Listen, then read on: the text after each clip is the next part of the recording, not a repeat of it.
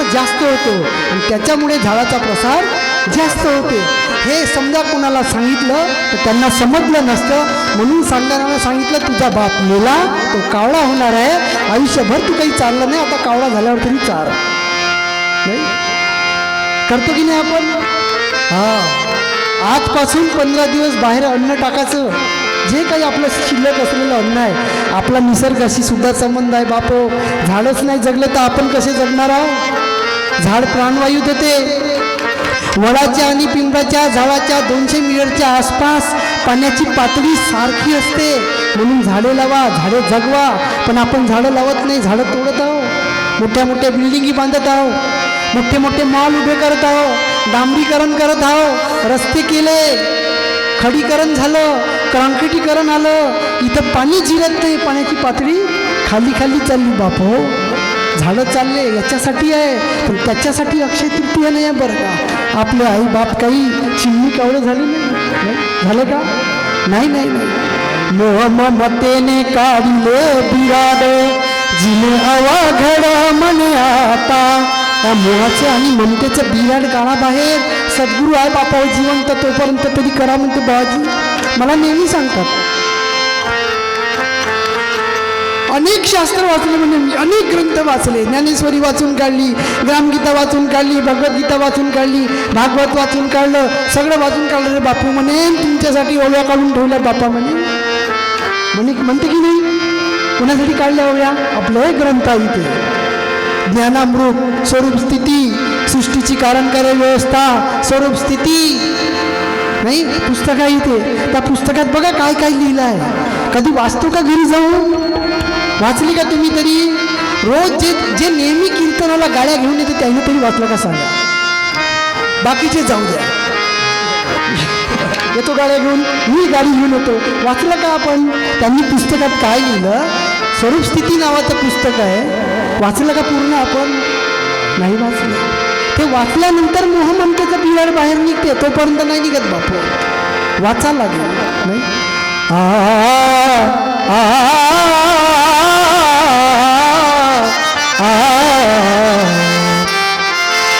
थोडा तरी अभ्यास कर, थोडा तरी अभ्यास कर, थोडा तरी अभ्यास कर, थोडा तरी अभ्यास कर, थोडा तरी अभ्यास कर. मन स्थिर करण्याशी जरा, मन स्थिर करण्याशी जरा, थोडा तरी अभ्यास कर, थोडा तरी अभ्यास कर, थोडा तरी अभ्यास कर. चिंतन मनन वाचन करी, चिंतन मनन वाचन करी.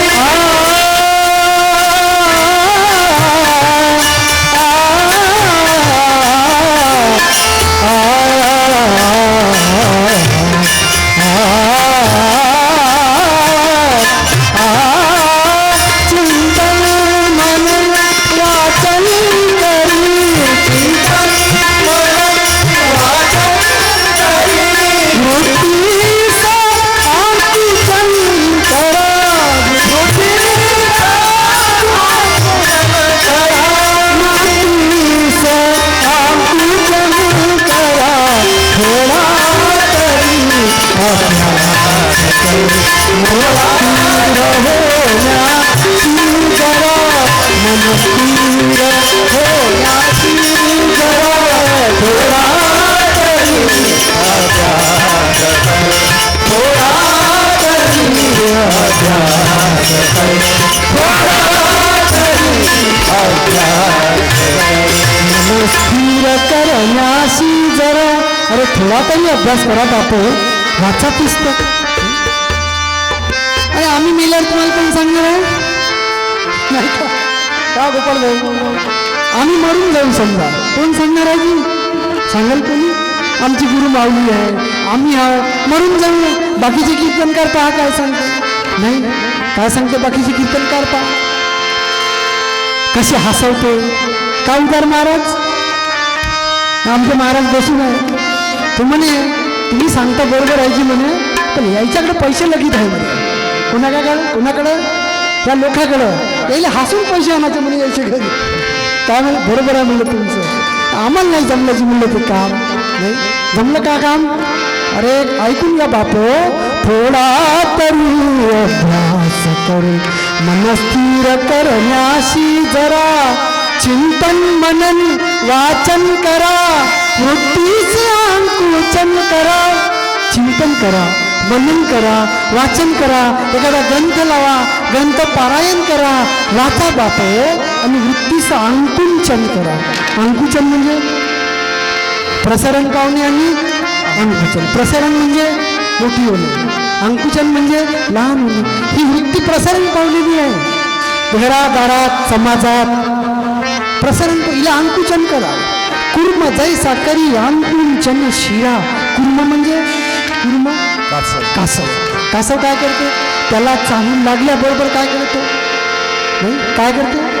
हां, त्यासारखं समाजात राहताना आपले हात पाय कान नाक डोळा आतमध्ये घ्या. समाजासारखा व्यवहार करू नका बापो, समाजासारखे बोलू नका, समाजासारखे वागू नका. समाजासारखे वागा बोलायला सुरुवात केलं का अनंत महाराजाचे संपलो.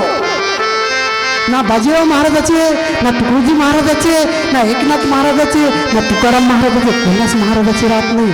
आपण एकाच महाराजाचे राहतो फक्त, मनाजी राजाचे. कोणता राजा? हा मनाजी राज. ज्याच्यात बसला त्याच्यासारखा होते. पानी रे पानी तेरा रंग कैसा और जिसमें मिलाया उसके जैसा, त्याच्यासारखा आहे. नाही असं जीवन जगू नका बापो. पानी रे पानी तेरा रंग कैसा.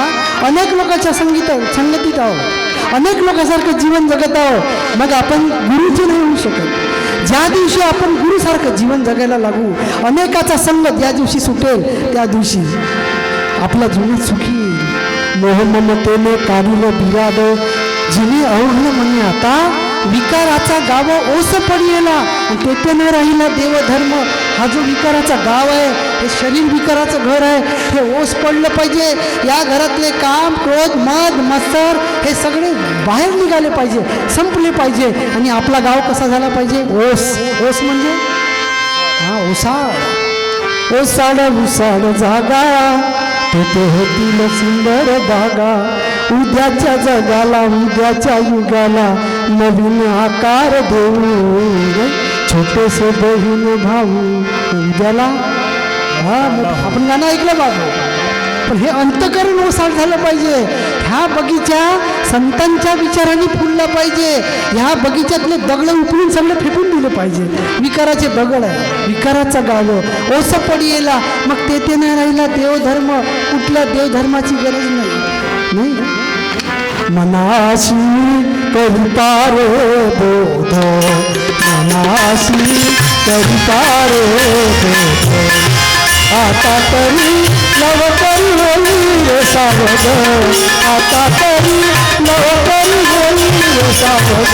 मनाशी करिता रे बोध, मनाशी करिता रे बोध, मनाशी करिता रे बोध. हे सत्संग भक्ती ज्ञान वैराग्य पूर्ण, सत्संग भक्ती ज्ञान वैराग्य पूर्ण, सत्संग भक्ती ज्ञान वैराग्य पूर्ण. मुक्त स्थिती वाला हीच ज्ञान पूर्ण, मुक्त स्थिती वाला हीच ज्ञान पूर्ण. साधून दे संगी हे साधन, साधून दे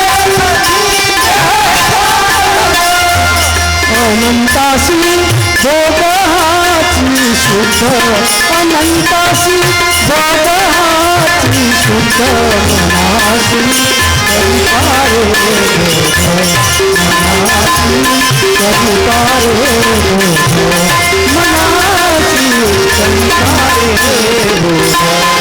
आता तरी लवकर होईल रे सावध. लवकर सावध व्हा म्हणते सद्गुरू माऊली. सत्संग भक्ती ज्ञान वैराग्य पूर्ण, मुक्त स्थिती दुरावया हीच ज्ञान खून. साधून घे संगी देह हे साधन, अनंत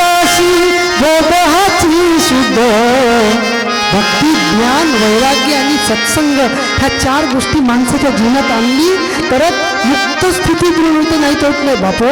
तेव्हा विकाराचा गाव ओस पडते. एक भक्त एका गुरुकडे गेला, म्हणे महाराज मला देव शोधायचा आहे, मला शांती पाहिजे. असं का? तुला शांती पाहिजे? मग एक काम कर म्हणे, तू काय तू जा म्हणे आणि तुझ्या अंतःकरणामध्ये प्रेम भरून ये म्हणे. काय भरून ये? प्रेम. प्रेम प्रेम काय भरून या? प्रेम. कोणतं प्रेम? एका तरुण मुलाने तरुण मुलीवर केलेलं नाही ते प्रेम नाही. एका नवऱ्याने आपल्या पत्नीवर केलेलं प्रेम नाही. एका आईने एका मुलावर केलेलं प्रेम नाही. एका भावाने आपल्या बहिणीवर केलेलं प्रेम नाही. हे लौकिक प्रेम आहे. प्रेमाचे 2 प्रकार आहे. एक आध्यात्मिक प्रेम आहे आणि दुसरं लौकिक प्रेम आहे. म्हणजे तू प्रेम करून ये. हा निघाला प्रेम शोधासाठी निघाला. लोकांना विचारते तुम्हाला प्रेम माहीत आहे का? डोके सर तुम्हाला प्रेम माहीत आहे? गोपाळ भाऊ प्रेम माहीत आहे? नाही बाबा आम्हाला तर प्रेम माहीत नाही. निघाला तो. निघता निघता निघता एका राजाच्या नगरीत पोहोचला. त्या राजाच्या नगरीमध्ये एका महालाच्या गॅलरीवर राजाची सुंदर मुलगी उभी होती. त्या सुंदर मुलीला पाहिल्याबरोबर याच्या अंतःकरणामध्ये तिच्याविषयी का जागृत झालं? प्रेम. लौकिक का आध्यात्मिक? लौकिक. ते तिच्याकडे पाहू लागला. हा तिचं याच्याकडे लक्ष नव्हतं. दिवसभर सूर्य बुडेपर्यंत तो तिच्याकडेच पाहत होता. तिथंच बसला. तिथंच बसून त्याने डब्बा खाल्ला. तिथंच पाणी पिलं आणि त्या गॅलरीतच पाहत होता तिची वाट. कधी येते कधी. असे 1 दिवस झाले, 2 दिवस झाले, 3 दिवस झाले, 4 दिवस, 5 दिवस तो तिथेच बसून होता. आंघोळ न करता उपवाशी तापाशी तिला पाहत जायचा. नगरीतल्या मुलांना लोकांना वाटलं म्हणे या मुलाचं या आपल्या राजकुमारीवर काय झालं आहे? प्रेम. त्याला तसंच उचलून राजाच्या दरबारात नेलं. म्हणे महाराज हा मुलगा 5 दिवसापासून तुमच्या मुलीकडे पाहत आहे. राजकुमारी सुद्धा म्हणते हो बाबा 5 दिवस झाले हा माझ्याकडेच पाहत आहे. त्याला विचारलं का रे बाबा तू हिच्याकडे का पाहत आहे? म्हणजे महाराज माझं हिच्यावर काय झालं? प्रेम. मला ही हवी आहे माझी पत्नी म्हणून. असं का? तुला हिच्याशी लग्न करायचं आहे? हो लग्न करायचं आहे. तू हिच्याशी काही करशील का? हो मी हिच्यासाठी काही पण करेल. ठीक आहे म्हणे चाल म्हणे माझ्यासोबत. राजाने काही लोक घेतले. त्या मुलीला घेतलं आणि त्याच्या नगरीमध्ये एक पहाड होता. त्या पहाडावरून त्याला म्हणतात कडेलोट. एक शिक्षा आहे कडेलोट. कडेलोट म्हणजे एखाद्या गुन्हेगाराला त्या टेकडीवर न्यायचं आणि तिथून ढकलून द्यायचं आणि 1000 फीट खाली त्याला कडेलोट म्हणतात. म्हणे तुला समजा माझ्या मुलीशी लग्न करायचं असेल तर तुला या टेकडीवरून खाली उडी घ्यावं लागतं. तयार आहो म्हणे मी तिच्यासाठी. या मुलीसोबत लग्न करण्यासाठी मी तयार आहे आणि मी नक्कीच उडी घेईन म्हणे. गेले सगळेजण तिथे. गेले असताना जे साधू तिथे होते, ज्या साधूकडे तो गेला होता ते साधू तिथे एका झाडात तपश्चर्या करत होते. त्याने बघितलं काय प्रकार आहे. गेले तिथं. गेल्याबरोबर पाहते हा उभा आहे. काय झालं? महाराज या मुलाचं माझ्या मुलीवर प्रेम आहे आणि मी याची परीक्षा घेतो. हा तयार झाला म्हणजे मरण्यासाठी माझ्या या मुलीसाठी. महाराज त्याच्याकडे गेले. म्हणे बाबा भाऊजी तुम्ही? म्हणे अरे तुला कुण्या कामासाठी पाठवलं? हो भाऊजी म्हणे तुम्ही म्हणाल म्हणे प्रेम शोधून ये. मी प्रेम शोधलं बाबा म्हणे. मला हिच्याशी लग्न करायचं आहे. ही माझी पत्नी होणार आहे. मग आता मी हिच्यासाठी तू उडी घेईन काही हो म्हणे. तेव्हा महाराजांनी त्याच्या डोळ्यावर पाणी मारलं. काय मारलं? पाणी. महाराजाच्या कमंडलूमध्ये पाणी होतं. ते पाणी मारलं. त्याला शुद्धीवर आणलं. त्याला विचारलं हे आहे म्हणे प्रेम. काय म्हणे? पण हे प्रेम कोणावर पाहिजे एवढं? कोणावर पाहिजे एवढं प्रेम बापू? उदाहरण सांगितलं मी. त्या मुलीवर जेवढं त्याचं प्रेम होतं तेवढं प्रेम कोणावर पाहिजे विष्णू? गुरुवर प्रेम पाहिजे बापू. आपल्या सद्गुरूच्या वचनावर, आपल्या सद्गुरूच्या ज्ञानावर प्रेम पाहिजे. जीव ओवाळून टाकण्याची, जीव गेला तरी बेहतर एवढी आपल्या अंतःकरणामध्ये गुरुबद्दल श्रद्धा राहते. त्या दिवशी आपला गाव ओसाड होते. तोपर्यंत आपला गाव ओसाड होत नाही. माझ्या सकट तुम्ही सगळे कोणाकोणाचे गाव ओसाड झाले सांगा? झाले का ओसाड? काही लोकांचे झाले असेल. आमचे तर नाही झाले बापू. झाले का? विकाराचे राज्य ओस पडिले आणि तेथे न राहिले देव. ना देव राहिला, ना धर्म राहिला, ना जाती राहिली, ना पंथ राहिला, ना पैसा राहिला. ना पत्नी राहती बापो, काही नाही, काहीच नाही राहत. पत्नी असते, मुलगाई असते, शेती असते, सगळं असते, पण त्याच्या अंतःकरणात नसते. ज्या दिवशी अशी स्थिती प्राप्त होईल, ऐशा ओस गावी आमचा परिवार राहू निरंतर अनंत म्हणे. काय म्हणतात सद्गुरू माऊली? ऐशा ओस गावी. कोणता गाव? ज्या गावामध्ये काहीच नाही आहे. काम नाही, क्रोध नाही, वैर नाही, राग नाही, द्वेष नाही, ईर्ष्या नाही, पैशासाठी वटवट नाही, मरमर नाही, एकामेकाशी कुठल्या प्रकारची निंदा नाही, छल नाही, कपट नाही, प्रेमच प्रेम जिथं असते. ऐशा ओस गावी आमचा परिवार राहू निरंतर अनंत म्हणे. ऐशा ओस गावी आमची सद्गुरू माऊली त्याच गावात राहत आहे. कोणत्या गावात? ओसाड गावात. मी नेहमी सांगतो, आपल्या घरी मसाला बारीक करायसाठी मिक्सर आहे का नाही? पाणी थंड करायसाठी फ्रीज आहे. एसी, बऱ्याच लोकांच्या घरी एसी आहे. झोपायसाठी गादी आहे, चांगल्या चपला आहे. आपल्या अलमारीमध्ये 20 ते 30 ड्रेस भरून आहे की नाही? हा आहे. कपडे भरून आहे. साड्या किती आहे तुमच्या? गोदरेजची अलमारी कोणती घालूची? बारशाची वेगळी, लग्नाची वेगळी. किती मोठ्या साड्या आहे, किती मोठे कपडे आहे. बाबाजीची अलमारी उघडून पहा तुम्ही. एक दिवस घरी जा त्यांच्या, आणि त्यांच्या गोदरेजची अलमारी उघडून पहा त्याच्यात काय. पाहून तर घ्या तुम्ही, जिवंत पहा कसं आहे. कोणत्या गावात राहता येते ना? आपण कोणत्या गावात राहतो? आपला गाव भरून आहे. पैशाने नाही, मुलाबाळाने, इवया जावयाने, नाटवंडा खापरतोंडाने नाही. आपल्या तोंडातले दातही पडत आहे, वाट्याही झिजत चालल्या, डोळ्याने दिसत नाही तरी मोठी चाव, मोठी चाव, दे कडीवर, दे कडीवर, आला ला ला ला नाही. असं चालू आहे आपलं. पण ते कोणत्या गावात राहत आहे? त्यांचा गाव कोणता आहे? अरे ऐशा ओस गावी आमचा परिवार. कोणता गाव आहे? ओसाड गाव. जिथे माया नाही, मोह नाही, विकाराचं राज्य नाही, वैराग्याचं राज्य आहे. वैराग्य 4 प्रकारचे आहे. किती प्रकारचे? लक्ष देऊ नाही का? 4 प्रकार. 4 प्रकारचं. पहिलं वैराग्य यतमान वैराग्य. कोणतं? यतमान वैराग्य. सार आणि असार, सत्य काय आणि असत्य काय याचा विवेक करून जीवन जगणे म्हणजे यतमान वैराग्य. सार काय? 2 प्रकारचे देश आहे. किती देश आहे? 2. एक आहे जड देश आणि दुसरा आहे चेतन देश. जड देश असार आहे आणि चेतन देश सार आहे. एक आहे लौकिक जगत आणि दुसरं आहे आध्यात्मिक जगत. लौकिक जगत सुटणार आहे आणि आध्यात्मिक जगत टिकणार आहे. यतमान वैराग्य. सार असार काय, सत्य असत्य काय याचा निवाळा करून जीवन जगणं म्हणजे यतमान वैराग्य. दुसरं आहे व्यतिरेक वैराग्य. कोणतं? व्यतिरेक. व्यतिरेक वैराग्य म्हणजे आपल्या अंतःकरणामध्ये राग द्वेष कमी झाला की नाही हे पाहून उदासीन जीवन जगणं याचं नाव व्यतिरेक.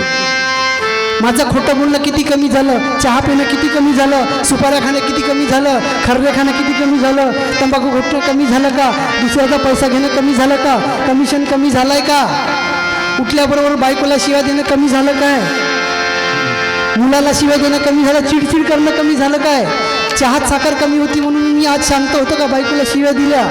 व्यतिरेक वैराग्य. बरोबर आहे का नाही? हे सकाळी असंच होते का नाही? तुम्ही एक दिवस साखरेत चहा घालू नका, नाही चहात साखर घालू नका, एक दिवस करा फक्त. नाही तुमच्या घरचे रोज कीर्तनाला येते ना, येते की नाही? अर्ध्या लोकांचे येते, बसूनच आहे, येत होते की नाही? उद्या सकाळी काय करा, त्यांच्या चहात साखर टाकू नका आणि भाजीत मीठ टाकू नका, करून तपा आणि त्यांचं काय रिॲक्शन होते पहा आणि मग सांगा. पुढच्या कीर्तनाला पैसे भेटणार नाही जासाठी, फायदाच नाही काही. अरे मी भाजी तोंडात गेल्याबरोबर मायबाप तयार त्या बायकोचे, नाही का? आहे का काही फायदा? करून पाहायचं आणि तुम्ही करून पाहायचं. एखाद्याच्या लग्नात साडी नाही घ्यायची, बांगड्या नाही आणायच्या, 2-4 दिवस बांगड्या लपवून ठेवायच्या. कसा जीव धगधग करते पहा यायचा.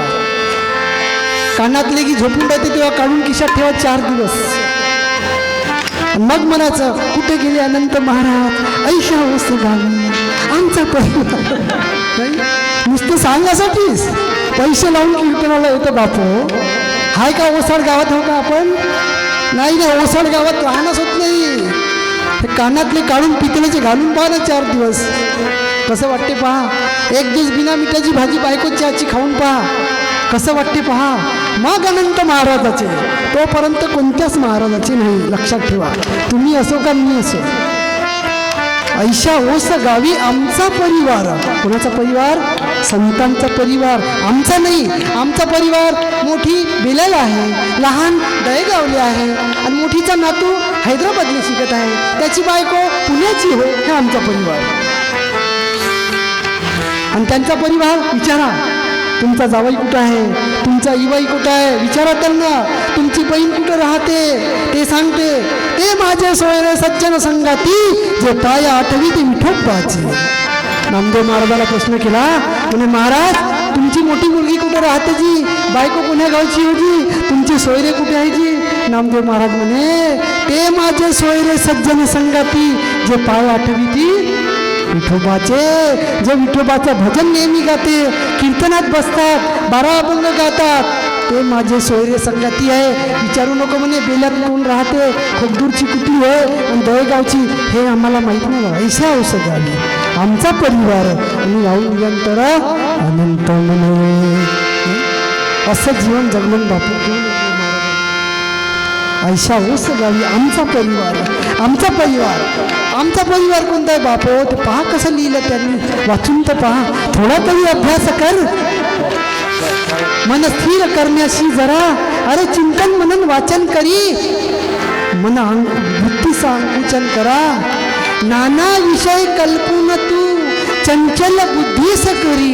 नाना विषय करून कल्पून जर केलं ना बापो, सूट मिळत नाही. म्हणून संत शेवटी लिहितात,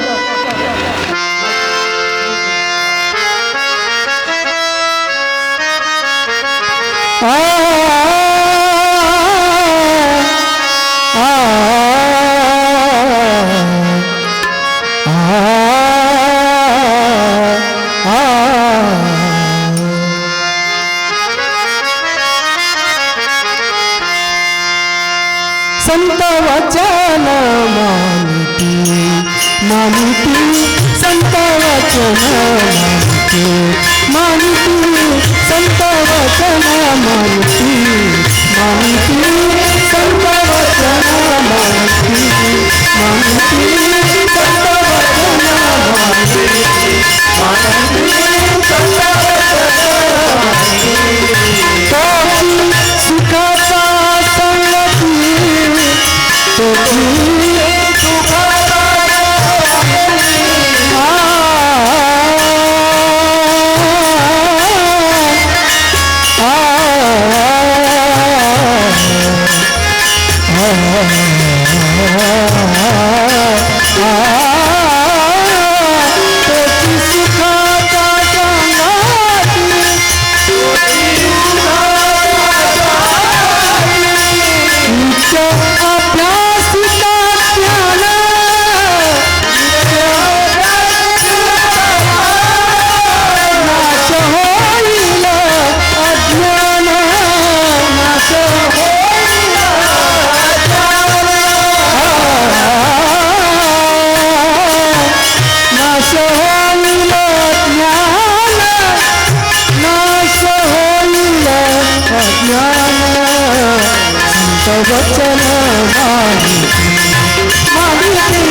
संत वचन मानिती मानिती, संत वचन.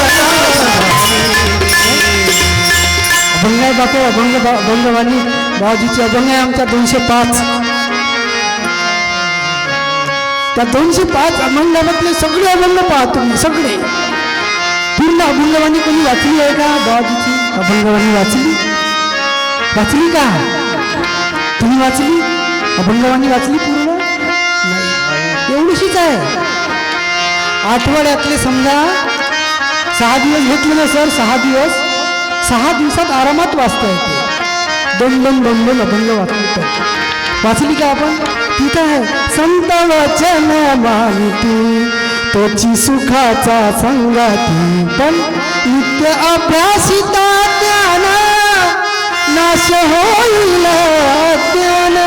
नित्य रोज अभ्यास रोज संतांसाठी थोडासा वेळ काढा, आपल्या गुरुसाठी वेळ काढा बापू, थोडासा तरी काढा.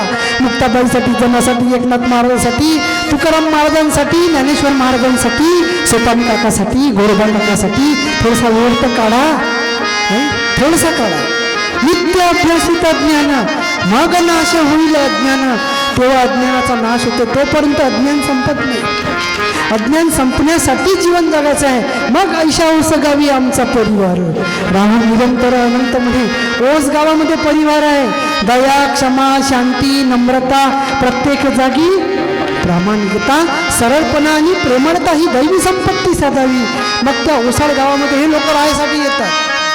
गुंडे गावातून गेले का सज्जन माणसं येते, आणि सज्जन माणसं गेले की गुंडे येतात. गुंड्याला बाहेर काढा, सज्जन माणसं आले की गुंडे आपोआप बाहेर निघते. बापू ऐशा ओस गावी आमचा परिवार राहून निरंतर अनंत म्हणे. आपण एवढे भाग्यवान आहोत की असे लिहिणारे लोक आपल्याजवळ बसू नये. आहे की नाही भाग्यवान? किती मोठं भाग्य आहे बापू. हा अभंग लिहिणारे लोक, एवढी व्यक्ती चांगली आपल्याजवळ गुरुमाऊलीच्या रूपात बसू नये. त्यांचंही नाही ऐकायचं काय? त्यांचंही नाही ऐकायचं, मग कोणाचं ऐकायचं? ब्रह्मदेवाला अंत म्हणता खाली, विष्णूला खाली अंत म्हणता, महादेवाला खाली अंत म्हणता. अरे ते कधीच वर गेले. आता आहे ऐशा ओस गावी आमचा परिवार. विकाराचे राज्य ओस पडी येला, तेथे न राहिला देवधर्म. ऐशा ओस गावी आमचा परिवार राहून निरंतर अनंत म्हणे. सद्गुरू माऊली आवर्जून सांगत आहे आपल्याला, नाही वैराग्य, यतमान वैराग्य, व्यतिरेक वैराग्य, तिसरं आहे एकेंद्रिय वैराग्य. विषय वृत्तीपासून उदासीन राहणे म्हणजे एकेंद्रिय वैराग्य. काही ऐशी दशा येऊ माझ्या अंगी की चित्त पांडुरंगी झुलत असे. माझ्या अंतःकरणात काम क्रोध आला नाही पाहिजे, याच्यासाठी नेहमी खबरदारी घेणे एकेंद्रिय वैराग्य. आणि शेवटचं आहे वशीकर वैराग्य. कोणतं? वशीकर वैराग्य म्हणजे स्वर्गात कुठेतरी देव बसून आहे आणि तो आपल्याला सुख देणार आहे, या वृत्तीचा त्याग करणे म्हणजे वशीकर वैराग्य.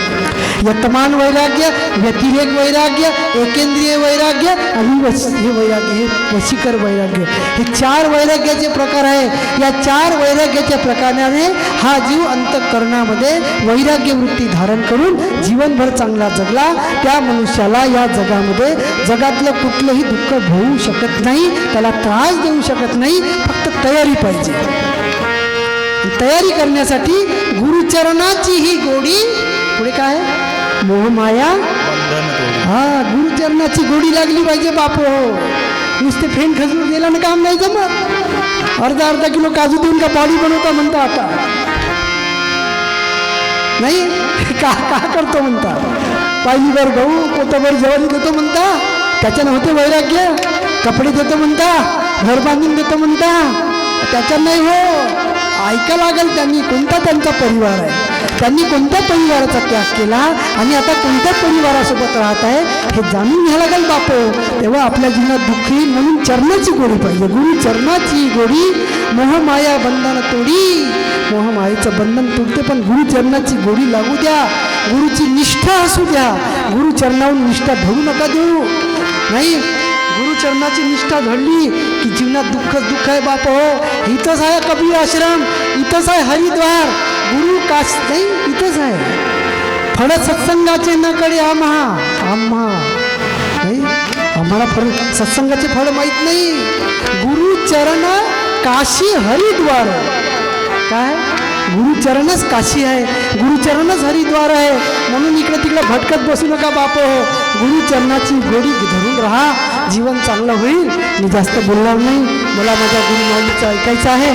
तेव्हा मी माझ्या वाणीला इथं नियम देतो. जय जय पांडुरंग हरी, जय जय पांडुरंग हरी, जय पांडुरंग हरी, जय पांडुरंग हरी, जय पांडुरंग हरी, जय जय पांडुरंग हरी, जय जय पांडुरंग हरी, जय जय पांडुरंग हरी, जय जय पांडुरंग हरी, जय जय पांडुरंग हरी, जय जय पांडुरंग हरी, जय जय पांडुरंग, जय जय पांडुरंग हरी, जय जय पांडुरंग, जय जय पांडुरंग.